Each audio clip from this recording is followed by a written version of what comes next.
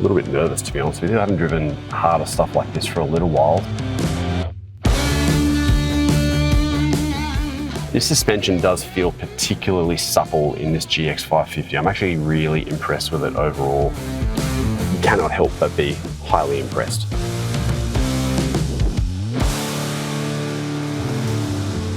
It's the battle of the big dogs off-road. We've got the Land Rover Defender, which has been recently updated, and the all-new Lexus GX550. These are two luxury four-wheel drives. They're big on price, they're big on spec. They both promise to be excellent off-roaders, but in this comparison, we're going to find out which one is best. And we've got some really tough challenges for both of these vehicles to see which one sits on top. Let's go for a drive. The Land Rover Defender that we have here on test is the D350 X Dynamic SE, and at the time of testing, it was priced at $109,880 plus on-road costs. However, it's worth noting that we are on the precipice of an updated model arriving in Australia, which will adjust the pricing and specification somewhat. But what we have here does feel like a pragmatic choice within the Defender range. It combines a gutsy and efficient diesel powertrain with a sprinkling of nice choices on the inside, like an 11.4-inch infotainment display, powered front seats, a surround view camera, and dual-zone climate control system. There is also LED lighting at both ends on the outside and 20-inch alloy wheels included in this spec. The Land Rover Defender D350 is powered by a 3-litre 6-cylinder turbocharged diesel engine, which pumps out 258 kilowatts and 700 newton meters. That runs through an 8-speed ZF automatic transmission and a clutch-based full-time 4-wheel drive system. The Land Rover Defender has independent suspension all round, using a modern aluminium monocoque platform with height adjustable air suspension at all four corners. On the other hand, the Lexus GX550 doesn't come with nearly as many options to pick through, and there aren't any accessories either on our test vehicle. The GX550 Overtrail is effectively mid-spec in a 3-model lineup for the Lexus GX. But it is also the off-road hero of the range. This model is priced from $124,840 plus on-road costs. It's a bit of money, yes, but this GX550 Overtrail is well spec'd. We've got heated and ventilated front seats, synthetic leather interior trim, and a big 14-inch infotainment display. Under the bonnet of the Lexus GX is a 3.4-litre turbocharged petrol V6, which only just edges the Land Rover for power at 260 kilowatts, but it is soundly beaten for torque at 650 newton meters. This engine runs through a Toyota 10-speed automatic transmission and a full-time 4-wheel drive system with a lockable mechanical center differential as well as a locking rear diff. Using the same platform that underpins the Land Cruiser 300 series, Lexus LX and the new Land Cruiser Prado, this Lexus GX has a ladder chassis with independent front suspension and a panhard rod-based live rear axle with static coil springs all round. The Overtrail spec does exclusively pick up EKDSS, however, which is important, and that is effectively electronically controlled sway bars front and rear. Now, as you can see, we've got the optional bull bar on the front of this Land Rover Defender. Now, yes, it is a bull bar. It's actually Australian developed as well for this market, but it's not really amazing for protection, I have to say. A lot of this is exposed here, so if you're looking at things like animal strikes and that sort of thing, it doesn't offer you the last word in protection, I think, but you do get a nice big meaty central recovery point down the bottom here, good underbody protection, and this bar is winch compatible as well, which is good. But I think one of the main advantages of this Defender off-road is just general clearance overall. And as you can see here, this approach angle is really fantastic. You've got not much car in front of the wheels here. You can move up to some pretty big steps actually, get that thing in contact with whatever you want to drive over, and you're not going to damage the vehicle. Now, this Lexus GX550 in Overtrail spec does have a tweaked front bumper here to improve off-road clearance, but it's not as good as the Defender. Don't forget here, we don't have the trick of height adjustable air suspension. However, it is good, and you do have some underbody protection there, although no real off-road recovery point that I can see. Now, the greatest disadvantage that the Land Rover Defender has off-road is undoubtedly here with the wheel and tyre package. Now, because this vehicle has effectively a really large brake system on it, you can't fit small wheels, and we have 20-inch wheels here. You can option a 19. I would recommend that if you want to go off-road, but because you haven't got necessarily that much tyre sidewall here to play with in terms of pressures and protection and that sort of thing. This is where, especially in comparison to that Lexus GX, the Defender feels a little bit underdone for off-roading. Now this is much more like it. This is the wheel and tyre package you get on the Lexus GX550 over trail. So you've got black 18-inch alloy wheels and a really good Toyo open country all-terrain tyre here. It's not light truck, but it's definitely better than what you get on that Land Rover Defender. You've got more sidewall here, you can air this down more, you can increase that contact patch on the ground, which means more traction off-road. Now, what you can't see behind the wheel of this Defender at the moment is the suspension setup. And you've got independent suspension all round, which is a little bit different for a four-wheel drive, definitely. And you've got height adjustable air springs at each corner as well. So this is modern and sophisticated, definitely not traditional, and definitely not what people sort of think about quite often when they think about a tough off-roader, but we'll see how it actually performs. Now on the GX, the suspension setup is a very different story. We've got a live axle at the rear here with a panhard rod setup, quite traditional, and independent suspension up front. But this Overtrail does have a few party tricks. We've got EKDSS, which is effectively an active sway bar front and rear. And let me tell you, I love the way this thing drives on-road. Really keen to see how it goes off-road. If you like seeing fancy four-wheel drives properly tested on proper four-wheel drive tracks, just like this Lexus GX at the moment, make sure you've subscribed to Drive on YouTube, because that's where we do it and that's where you'll see it in the future. So hit that subscribe button, take control of your algorithm, and we'll see you in future videos. Now, of course, these aren't just brutish off-roaders. These are luxury vehicles and they come at a high price. So they really need to deliver in terms of the amount of luxury and technology on the inside. And I've got to say, this Defender punches pretty hard in that regard. We've got the optional upgraded leather interior in this test Land Rover Defender, which is black in this case, but can be had in a handful of colors. This is real leather, by the way, and it brings heating and ventilation up front with 14 directions of electric adjustment. There's also memory and an electric steering column. There is an optional sliding panoramic roof in this vehicle and a bunch of other options and accessories ticked, and it takes the asking price all the way up to over $140,000 plus on-road costs. Now, I don't want to get into every option and accessory detail here because I've got some fun off-roading that I want to get into sooner rather than later, but if you want all of the details on this Land Rover Defender in terms of price and spec, head to Drive.com.au to read the full comparison. Sitting in this Defender, one thing I really like about it is the combination of design and practicality overall. I've got this dashboard here that is reminiscent of old Land Rovers actually, but it just works from a practical point of view in terms of putting your stuff everywhere. And the materials are nice, they look and feel great. You've got this metal backing plate here, you've got USB chargers just about everywhere.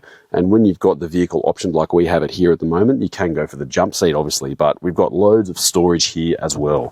A good sized center console, you can spec that up to a cooler box if you want, wireless charging, and room in here for all your bits and bobs as well. It just tends to absorb things in really nicely. The seats are comfortable, they're nice and broad, not too hugging. I think they're a nice balance there for this kind of vehicle. And of course, rubber floor mats. This is a four-wheel drive at the end of the day, and it probably doesn't gel that much with the whole luxury vehicle thing. But for me, I reckon it's awesome because I'm wearing shoes. I don't need carpet in the floor mats. And if I'm going off-road or if I'm using this for family purposes, floor mats like this are much, much easier to clean. I reckon that's a mad thing. Now, in comparison to that Land Rover Defender, which has a lot of options ticked, this Lexus GX doesn't have any options at all, really. But at the same time, there's plenty of standard kit.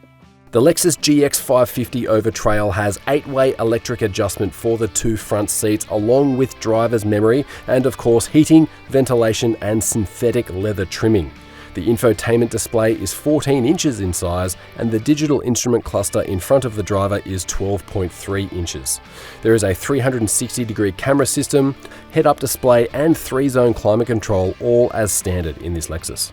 Now, I've got to say, the interior of this Lexus GX, especially in comparison to the Land Rover Defender, does feel maybe a little bit underwhelming. Yes, there's plenty of spec there, but there's a few choices of materials and colors that just makes this look and feel maybe a little bit bland. There's harder plastics around the place and just, I think it feels a little bit less special overall, but It's reasonably practical at the same time. You've got a handy little shelf there in front of the passenger. That works well. You've got what I would say is arguably the most over-engineered 12-volt plug cover that I've ever seen. You've got some wood materials there, but it doesn't really stand out a whole lot either. And of course, it's dominated by this massive screen here, which includes your climate controls and all of that sort of thing.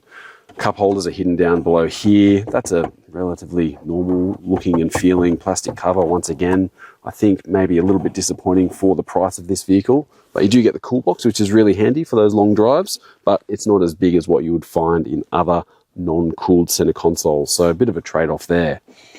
Now, another thing, the seats, they have a better material than what you'd find in a Toyota Land Cruiser Prado, for example, but once again, they just look and feel maybe a little bit regular for this kind of vehicle, but they are nice and comfortable. They're heated and vented. They've got all that stuff. And for long drives, this is a really, really comfortable vehicle to drive. So definitely no complaints there. So yes, while it does feel maybe a little bit less special than that Land Rover Defender, this Lexus GX does have that typical solidness in the feeling of the interior. There's a lot of build quality going on here that you would really expect from this brand. The second row of this Land Rover Defender is great for space overall. Now, it's worth pointing out that both of these vehicles in this comparison are 5-seaters. They can be configured in different trim levels or body styles with 7 seats. But in terms of being a 5-seat family vehicle, I think the Defender has the advantage in terms of space. As usual, that's my driving position up front there. I'm around 1.8 meters tall and I've got loads of legroom on offer here. Headroom is really good as well. Visibility, it's pretty good. I feel like I'm part of the vehicle, I suppose. I'm not ensconced too far into the back here. And these floor mats, they persist in the back. And yes, it's not a luxury thing, but I think it is really practical and plays into the usability of this car overall. Got USB-C power outlets there and air vents. This is comfortable, it works well, and I think if you're going to be putting adults and kids into the back of this all the time, the Defender doesn't really have many problems. Now, like I was saying earlier, the Land Rover Defender does have the advantage in terms of space in the back here. Now, once again, that's my sitting position up front. I haven't changed in height since I was last talking to you, and I've got enough room here, but you can see that it's just not as much as what you get. And another thing to point out, I think, is the transmission tunnel, which does poke up a fair bit. So if you're going to sit 3 people in the middle here, someone's going to be here and they're going to have next to no legroom whatsoever. It's similar to what happens in the Land Cruiser Prado as well. So that's one thing to consider in this vehicle, but you do get a separate set of air conditioning controls in the back here, which is nice. And you get air vents up in the roof instead of lower down like in the Land Rover. So a couple of minor differences there. But one thing I do really like about this car is the amount of visibility that you get from the back here. You've got a bit more glass. You've got a bit more vertical glass as well. So it's a bit of a glass house feeling here. You can look forward and you can see out to the sides quite nicely in the back of this GX. And I think that's one thing that is important for families. Now, of course, you've got this big rear-mounted spare wheel on the back of the Defender. And I do love these solid recovery points off the back there, really useful for off-roading. And this side hinged tailgate here, probably not the best for when you're using this as a grocery getter, having enough room to actually open this thing at the back here. It takes up a fair amount of space.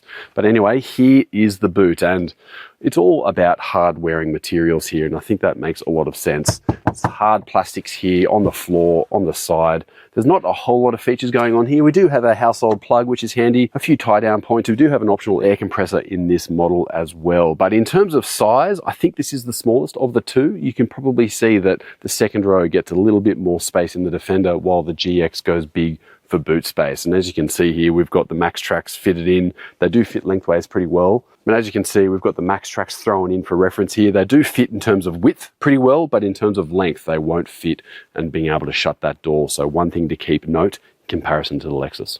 Now, there's no rear recovery points on this Lexus GX, and that spare wheel is mounted underneath instead of on the back. But we do have some features here that the Land Rover doesn't have. Firstly, you've got this cool opening glass piece here. Really handy if you want to chuck stuff in or pull stuff out without opening the boot completely. And of course, you've got an electric tailgate, which is, as you can see, hinged from the top. One moment. Here is the boot. Now, in terms of space, you've got a little bit of less width towards the back of the GX. So these Max Tracks, for comparison's sake, they can't slide any further back in that configuration there, but you can flip them around and they fit a little bit better than the Defender. You might not shut that here, it'll probably close on the tailgate latch, but it is longer and around about the same width, depending on where you put things. So this has the advantage in terms of space, but you've also got a more plush interior in the back here in terms of the materials, which I suppose is nicer, but it's also going to get trashed more easily. I know after camping, I'm going to spend a fair amount of time vacuuming the back of this out. Now, another thing to point out here is because the GX is available as a 7-seater in other configurations, you've actually got some cup holders and USB power outlets here, which is a handy thing, I think. You've also got another household power outlet here and a few tie down points, and that's about it. So it's the winner in space, but not necessarily in terms of durability.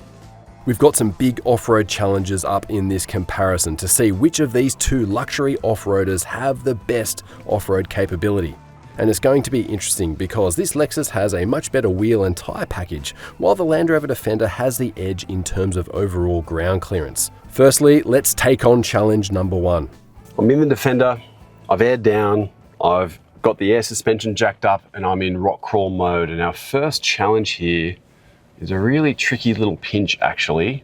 And it's going to really test out the stability of this car, I think, and just the way the suspension performs, that articulation, which is so important, I think, for a 4-wheel drive. But let's see how we go. Got the cameras on here. I'm just going to ease in nice and slow and try and let the car soak up this off-camber element here that we're going to be dropping into right now. I can feel the doors creaking as that body flexes. Nice and slow. Good control actually through the brake pedal here. It's nice and easy to modulate. It's going down. So far so good. This car is definitely the best of the two in terms of just raw ground clearance, and that's all because of this air suspension, height selectable air suspension. Really hard to beat in that regard. There we go, we are through that. I'm just going to climb out the other side here. That front wheel is lifting quite hard. Barely any wheel spin though. It's quite amazing what this traction control system can do. A little scrape from the mud flap at the back there. We are up. That's a tricky little bit of track there. Not many standard 4-wheel drives would do it, and that just cruised through. Nice and slow. I've got to say, it's impressive. Now it's the Lexus's turn. It's going to test out the suspension and the stability 100% in this car. Now, I don't have the air suspension advantage, but I do have these sway bar disconnects, the locking diffs, I guess a more traditional 4-wheel drive layout and set of technology in this GX550. Ease in down here. There's definitely going to be less clearance, but let's just see how we go. A couple of scrapes on the bottom there. This suspension does feel particularly supple in this GX550. I'm actually really impressed with it overall. Bit of a wheel lift there. I think anything would do a wheel lift, to be honest with you. Parking sensors going off. I'm just going to leave those sensors on for now. Drive through them. All right, we're through that first section. In that first test, you could see that both of these 4-wheel drives did really well. They both sauntered up, to be honest with you, without really raising a sweat. The Lexus, in fact, didn't need to use its 2 locking differentials at all. It was able to crawl up with those nice grippy tyres and an excellent off-road traction control system. But that's not enough for me. It's time to push these cars even harder off-road, and I've got just the place to take them, to put them under some proper stress. This next challenge will be even harder, I think, for this Defender, and it's going to maybe show up one of the weaknesses of this car for me, and that is tyres. We've got 20-inch tyres here. They're a Goodyear all-terrain tyre. They're better than most, I think, but just the fact that you've got a lot of wheel and not much tyre means you can't air down as much, a little bit more prone to damage. You can't maybe extract as much traction out of them as you can, and there's one area where the Lexus GX certainly has an advantage with those 18-inch wheels and more aggressive rubber. But that being said, with the combination of air suspension, this amazing traction control system, loads of ground clearance, let's see what that means in the real world. It's quite sharp and rocky and loose here. It's a rock climb, but it's actually quite a loose surface, so the car will be definitely struggling for grip. And I don't have a lot of choice in terms of the lines and angles I can take here, so we're just going to ease it up nice and slow, check if we've got the clearance firstly to even approach it, and then see if we can get up. But it's a pretty good rock step actually. A little bit nervous, to be honest with you. I haven't driven harder stuff like this for a little while, so just getting my bearings as we go here, so bear with me. All right, here we go. Nice and slow and gentle. I do love the throttle response of this Defender off-road. It's just easy to modulate, that nice long pedal, not too touchy. Now I'll just check with cameraman here to see how we're going. Look, it's steep enough that my seatbelt is tight. I can't really look forward too much. Electronics working there. It's shifting around a little bit underneath, to be honest with you, but I'm going super slow here.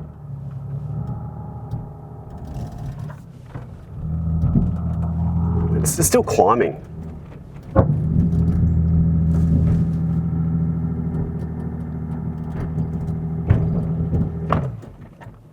I don't know if we're going to be able to do this. Well, having another go at it. There we go. Just had a little think about it there. Bloody hell. I could feel there that the traction control was doing as much as it possibly could, but I think the letdown was the tyres, to be honest with you. If I could air these down more, if I was confident to air them down more, I'd probably drive it a lot easier. Now you can get this car with 19-inch wheels that makes it better, but definitely not as good as 18s or, dare I say, even 17s. So that's the one compromise there. But man, the clearance, the available traction you've got there, it's all really impressive stuff for this Defender. I didn't think it would go up, and I just thought, all right, I'll just give it a second to think and give myself a second to think as well, to be honest with you, and then give it one more crack. Quite impressive.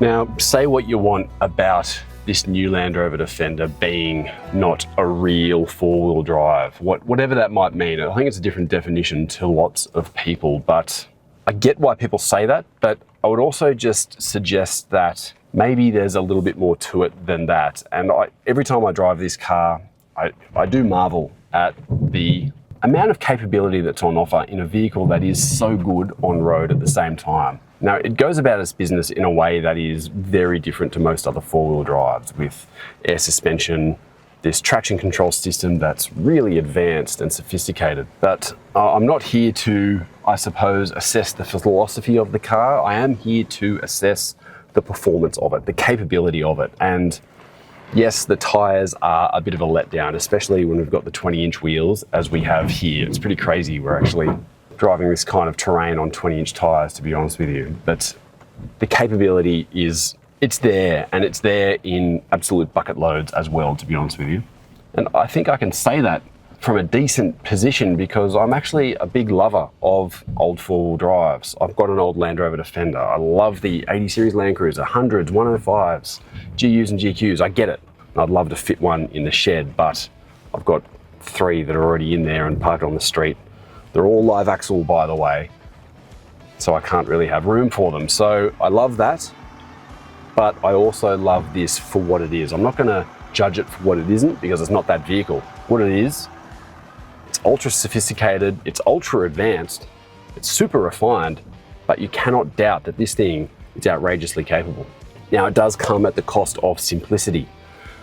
This isn't a simple vehicle, it is highly advanced, and that's just the way it is. So if you want something like that, look at the Ineos Grenadier or go to the used car classifieds, because that's kind of the only options you have these days, I think, for something that is overly simple. But when you assess this vehicle for what it is, you cannot help but be highly impressed. It probably doesn't surprise you to find out that putting together a comparison like this one, including camping out overnight in the bush, is a lot of fun, but it's also a lot of work. And we would really appreciate some help from you with the YouTube algorithm. Drop us a comment or give us a thumbs up, or even better actually, share this content with a friend who you think might really like it. And now it's time for the Lexus GX over trail to take on that same hill climb and that same rock step challenge. Will it be able to do it though? Now I'm going to select rock mode here in the multi-terrain select functions. And I'm also going to turn my center diff and my rear diff lock on as well, because that seems to be the fairest way to have this between the two vehicles. Use all the tricks in the party bag. I've aired down as well. I can air down more in this vehicle because I've got a little bit more rubber to play with. Let's see how we go. I have to say I'm a little bit concerned with clearance with this GX550 in comparison to the Defender, but let's just see how we go here. Easing up nice and slow. This V6 is nice and lazy and torquey for this kind of driving. But the pinching point here, getting a funny look from the cameraman, might be clearance. No, keep going, he says. Straighten up. Parking sensors are going off again. I think you're gonna hit. Now, it's not every day that you see a Lexus parked up against a rock step like this one, and I think it shows really one of the advantages of the Defender over this Lexus GX550. Now, the Defender was right on the limit there of clearance, and as I did drive up this before, there was a couple of scrapes and bangs around the place, but it did get up. Now, this one here, once again, we are right on the limit, and I would dare say that we would overstep that limit. As you can see on the front here, we don't have height adjustable air suspension, and as I start to climb up, yeah, maybe I will clear, but if this vehicle just happens to pop off a rock, I'm ripping the front of this car off, and I'm just not comfortable doing that, unfortunately. So I can hear the comments already. Just send it, you'll be right, bit of momentum. My mum's Corolla would drive up that in reverse from 1992. I get it, I've heard it all before. This is kind of my job, and if I damage this thing, I'm in big trouble. So I'm going to back out of this and drive something else. But this challenge isn't over yet, because even though Defender wins, from this point of view, there is still a lot to like and a lot to talk about with this GX550. So let me back out here, pick another line, and I'll show you some cool things.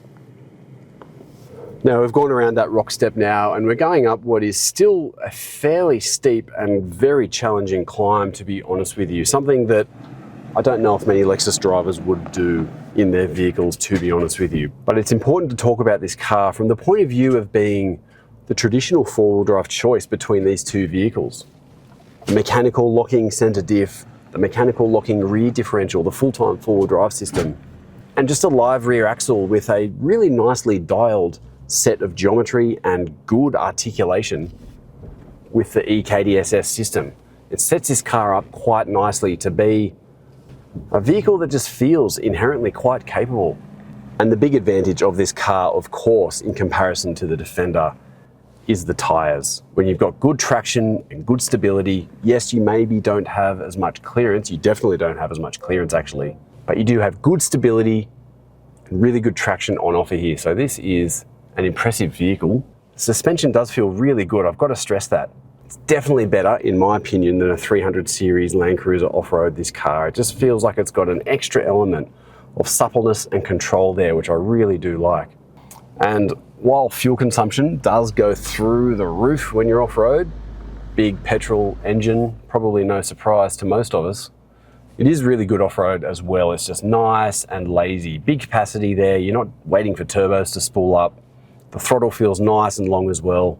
It's easy and confident to drive off-road. So while it doesn't have the clearance and all the technology of the Defender, and maybe in some situations the Defender is the more capable four-wheel drive vehicle, there is a lot to really like about this GX, I have to say that. It's a real favourite of mine. Now, there isn't a lot of engine braking on offer in this vehicle, so you do need to use the brakes to slow your descent down these steep drops. Or, of course, there is a multi-terrain select button there, so you can use that. And it's really smartly tuned, actually. It's one of the better ones out there. I do like it. But if you're the sort of person who prefers to stay in control yourself, you can modulate your progress downhill pretty well through the brake pedal here. Just, of course, don't press it too hard and induce a slide. Just little grabs as you need it to keep your progress nice and smooth. And while the Defender might have more clearance in situations like this, there is just an extra element of suppleness in this Lexus GX, especially from that rear end, which feels quite nice. Conclusion time. Unfortunately, the Lexus GX does come off second best in this comparison, but I have to say there's a lot of things I really like about this vehicle. Firstly, the combination of a locking center and rear differential, the time-honored setup, I think, and in terms of the suspension as well. This is a traditional approach to four-wheel driving that still works really well. This thing performs well off-road. It's got really nice, supple suspension, and the traction control is really good. But as we saw in this video, the Land Rover Defender, thanks to this very modern and sophisticated suspension setup, can approach and take on challenges that this wasn't able to do. So this has more clearance, maybe not as good stability and suppleness, but it does have a little bit of an edge in the off-road traction control department as well. So this is maybe not to everyone's taste, but you cannot deny the capability you've got on offer here. But there are a couple of other elements that come into play here as well. I think the interior of this Defender is a little bit more versatile, a little bit more spacious, and more special as well, which I think is important. And of course, you've got a different choice of powertrains here. This, petrol only, 3.5 litre twin turbo V6, huge amounts of torque, but a lot of consumption as well. The Land Rover Defender does come with 2 engine options. The D350, you've got 700 Newton meters here. That is the pick for me, much more efficient than this head to head, but if you prefer petrol, you can get it here as well with a 3 litre 6-cylinder option. That is quite nice also. And so in conclusion, this Land Rover Defender does win on a few fronts, but let me know in the comments, did I pick the wrong horse? Which one would you prefer to be driving away and going on an off-road adventure in? And of course, if you want a little bit more off-road content or an alternative to these two, maybe check out this video here. It's the Nissan Patrol Warrior. It's an awesome video. It's the last of the V8s. That's a really cool car to think about as well.